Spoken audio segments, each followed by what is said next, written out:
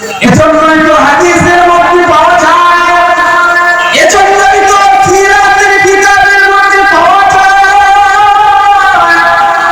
আল্লাহ তাআলা অসংখ্য অগণিত সৃষ্টি আমার নবীর উপরে প্রেম প্রকাশ করেছে। আল্লাহু আকবার।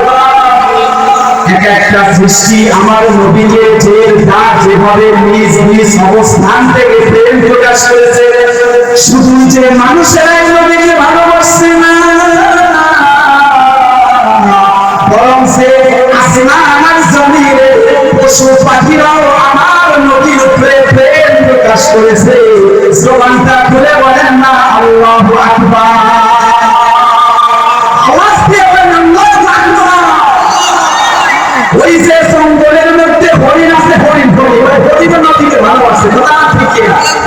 আকাশের চাঁদ নবীর উপরে প্রেম প্রকাশ করেছে, জঙ্গলের হরিণ আইসা নবীর উপরে প্রেম প্রকাশ করেছে, ওই যে কবুতর আসিয়া আমার নবীর উপরে প্রেম প্রকাশ করেছে।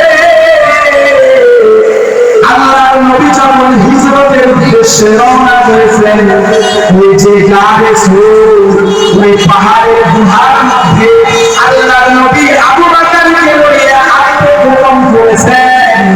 ওই পাহাড়ের গুহায় একটা মাদ্রাসা এসে এমন করে চাল বানাইছে যাতে করে মানুষ বুঝতে না পারে এখানে নবী আত্মগোপন করেছেন। কোথায় ঠিক না? আবার ওই মাদ্রাসার জানের উপরে কবুতর ডিম দিয়েছে, কোথায় ঠিক না? ওটা মাদ্রাসা উঠাইতে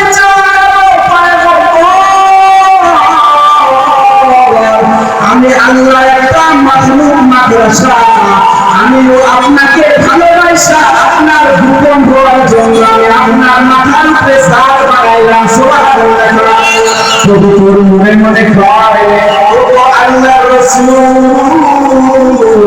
আমি আল্লাহর একটা মাখলুক কবুতর, আমিও আপনাকে ভালোবাসি, আমার ভালোবাসার প্রকাশ করলাম। আপনার এই গোপন হওয়াটা যেন সুবিধা হয়, নিরাপদ হয়, এজন্য এখানে দিন দিলাম যাতে